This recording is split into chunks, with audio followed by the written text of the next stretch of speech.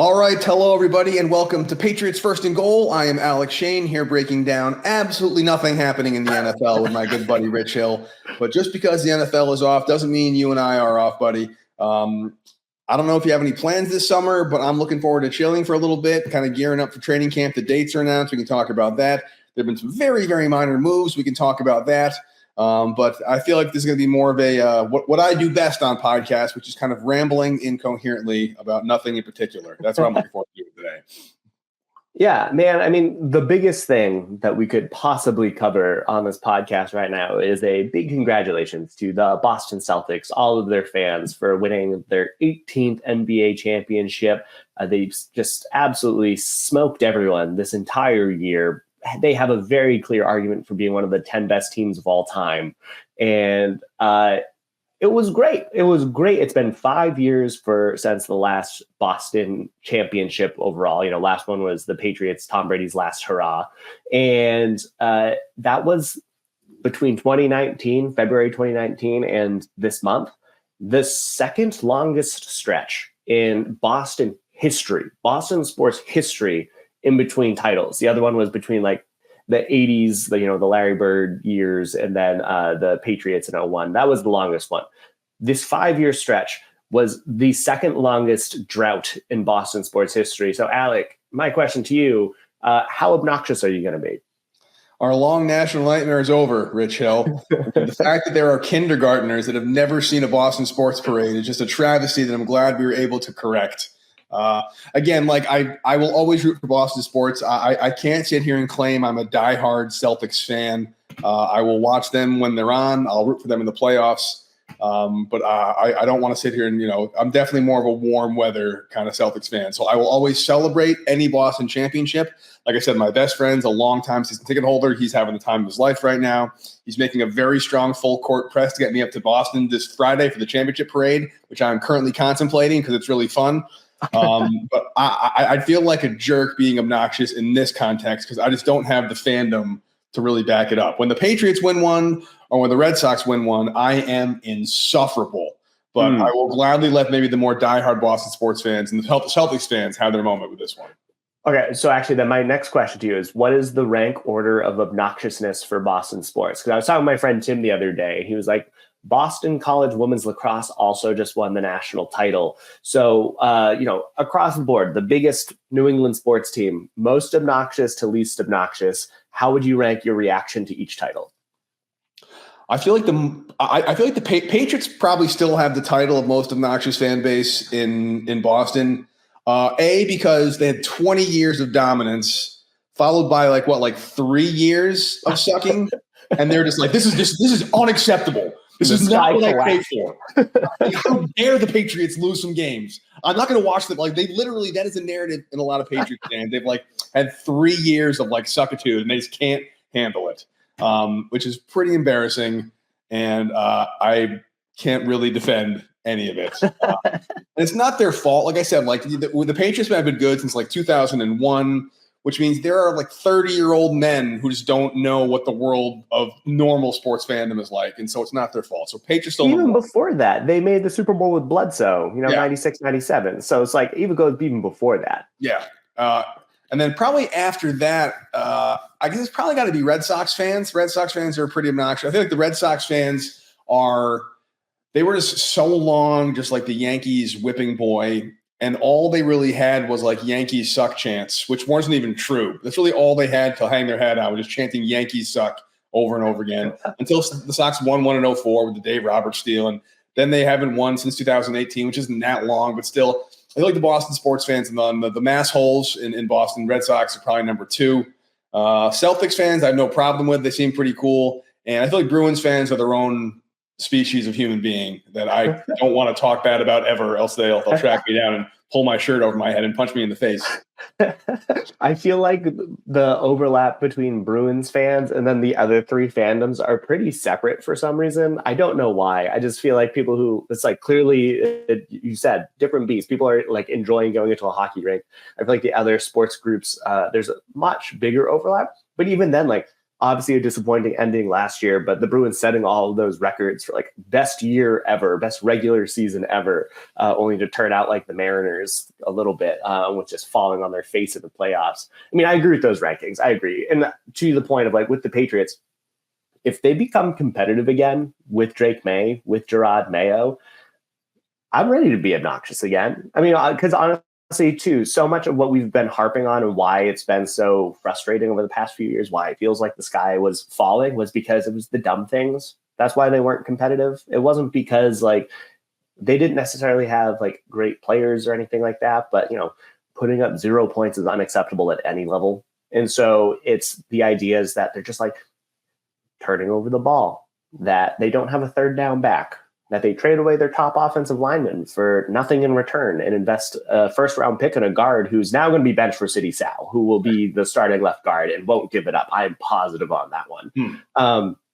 But it's one where it's like, what were they? They were like 2-8 in one-score games this past year.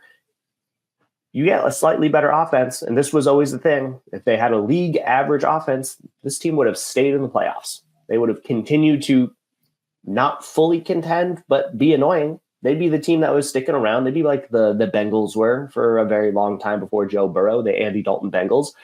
They'd make the dance. They'd maybe not make it all the way, but at least they'd be competitive. And that was the most frustrating part. And so I wouldn't be surprised if this new era of the Patriots, just getting some fresh blood, they start doing that again. All it takes is one deep run and we're going to be annoying again.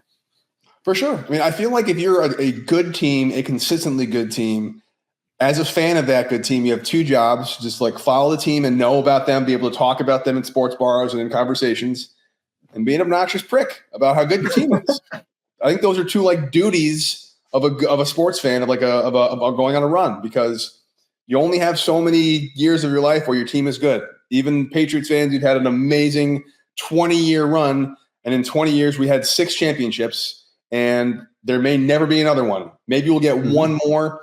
But the narrative in the NFL is basically you stumble ass backwards into a quarterback, you load them up with talent, and hope you get one, right? That is how most teams win the Super Bowl. They get a good quarterback, whether it's first overall or it's Brock Purdy, and they get a bunch of talent around them. They go all in on their talent window or their championship window, and they hope they get one. And if you're in that window, you have to be obnoxious. It's like part of being a good fan.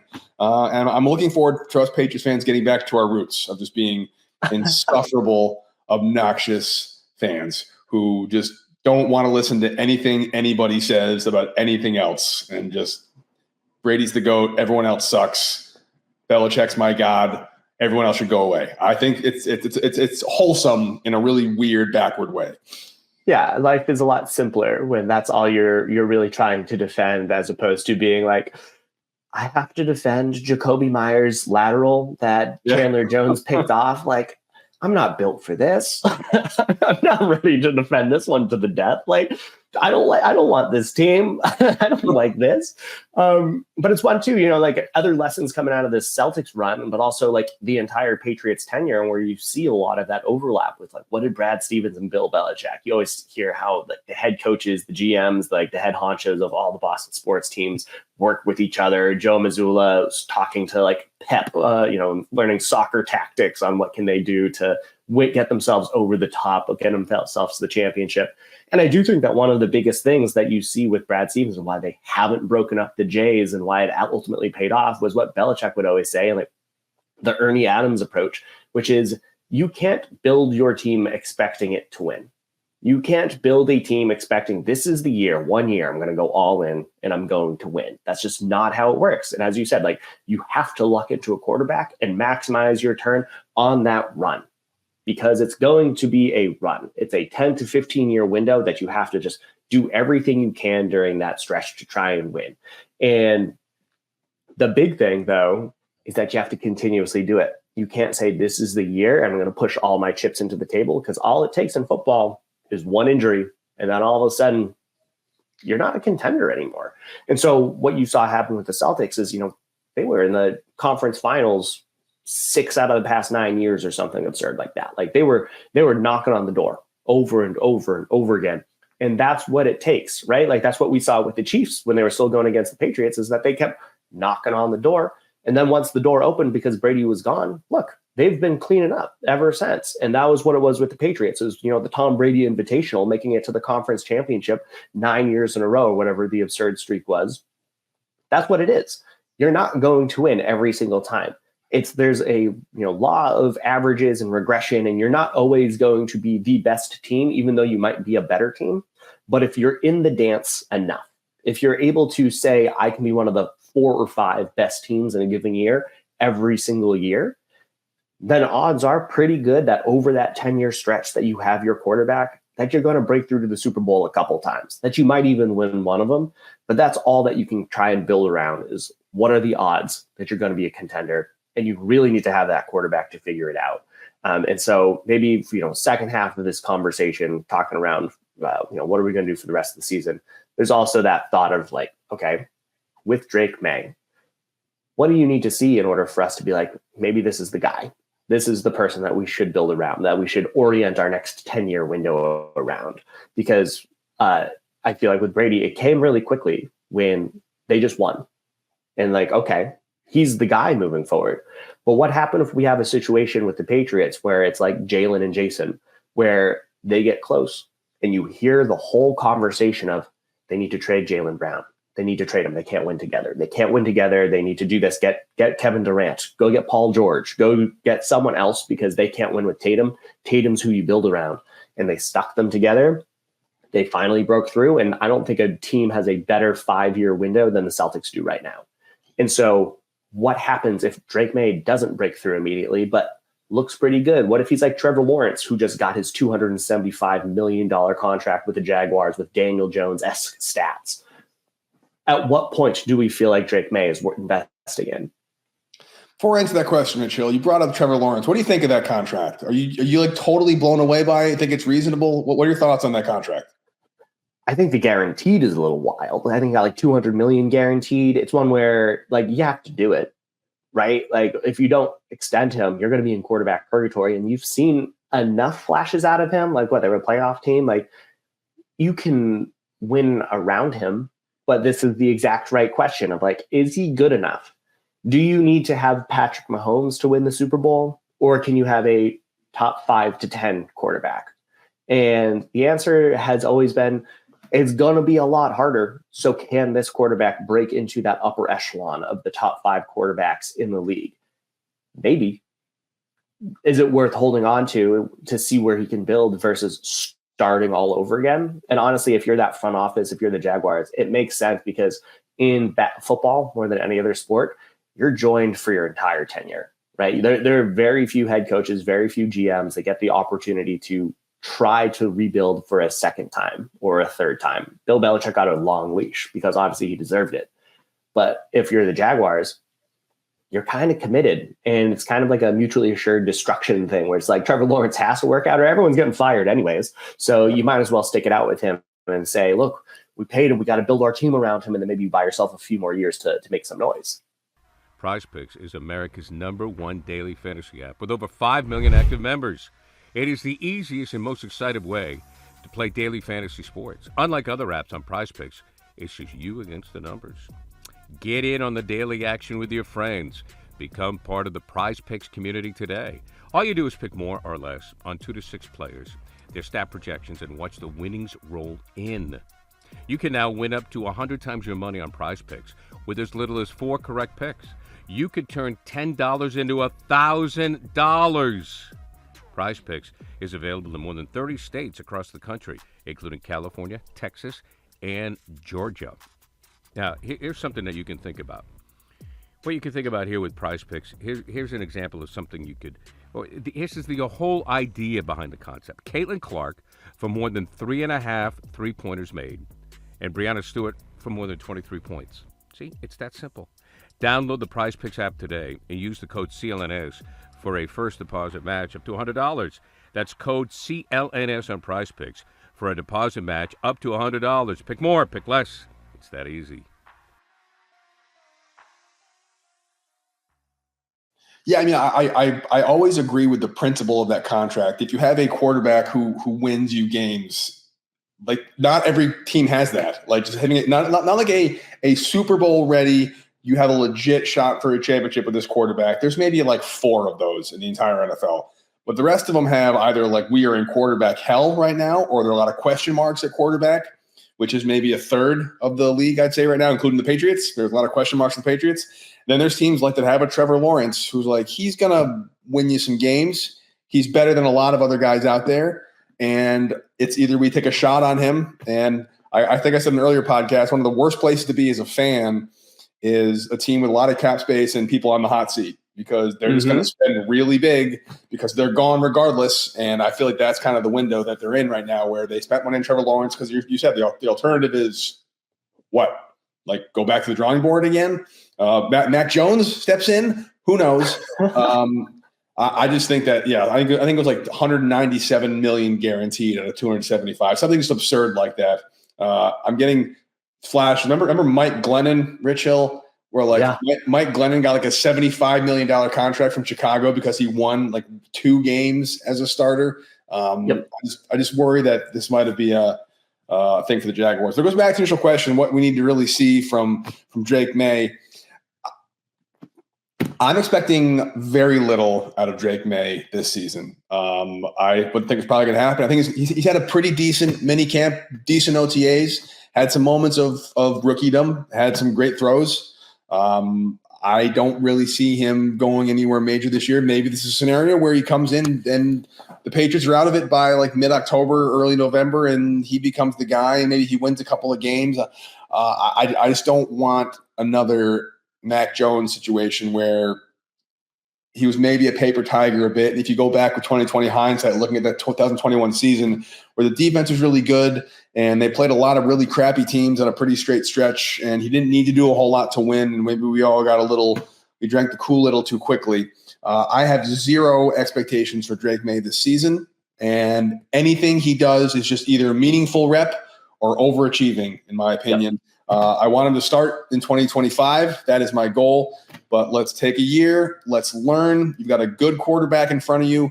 Jacoby's going to win some games. He's going to lose some games. He's going to teach you how to be a professional in the NFL. He's been around the block, and that's the best lesson you can take from Drake Maye. So my expectations for Drake Maye are to learn, absorb, and ready to go this time next year. Yeah, no, I mean, I agree. We talked about this on the schedule podcast. Like, I wouldn't be surprised if the Patriots are 1-7, 2-6, like halfway through the year, just based off of how brutal their early stretch is. And then, maybe they do hand it over to Drake Maye to close out the season, just because why not? It sounds like out of camp that there's not that much of a difference between Brissett and Maye. There's just no need to throw in Maye right out of the gate. But at that point in the year, maybe it's about seeing what you have. It can't hurt, and why not? But yeah, I mean, all I'm looking for is that continued development, the progression that we just didn't see with Mac Jones. Mac Jones started out at his peak. He was just got worse each year, which is a failure on the coaching staff, but also like he's not absolved of blame as well.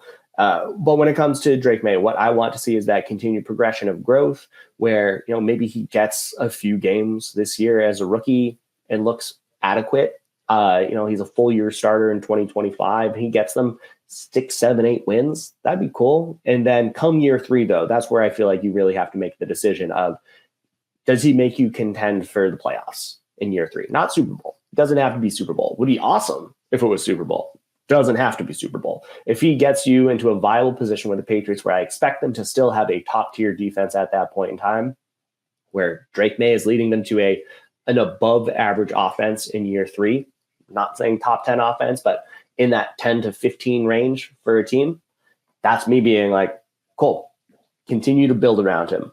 You can pick up that 5th year option with confidence.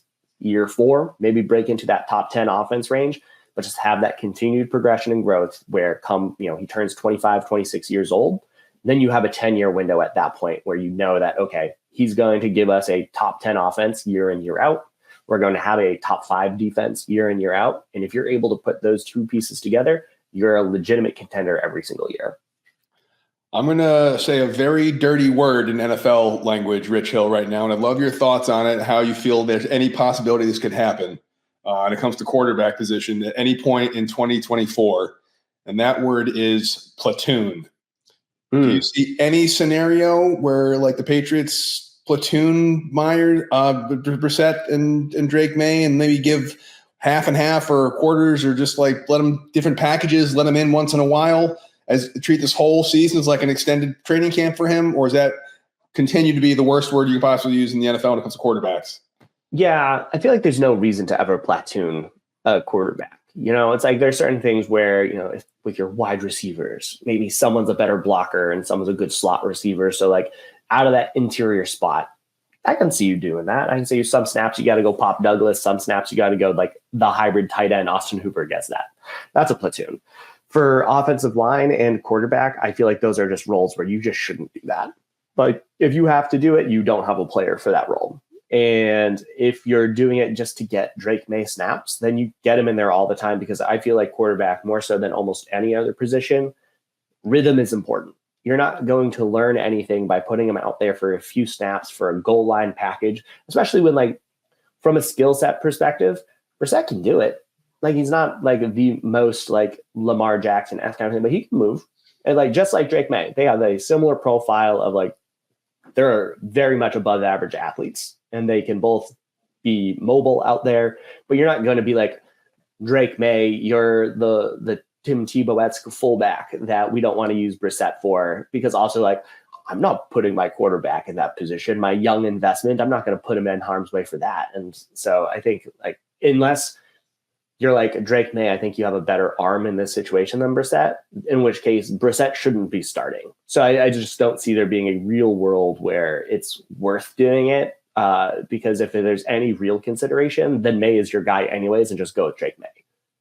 No, I agree. I think the last time we did, I think maybe the Cardinals with Kurt Warner were platooning quarterbacks at one point back in like 2009, and Warner's like arm was just shredded at that point. Like he needed like 3 snaps off a game. I see no reason for it either, but I feel like, how Patriots fans are, Rich. I guess I wish Vegas was taking odds on how early the first call for Drake Maye comes in.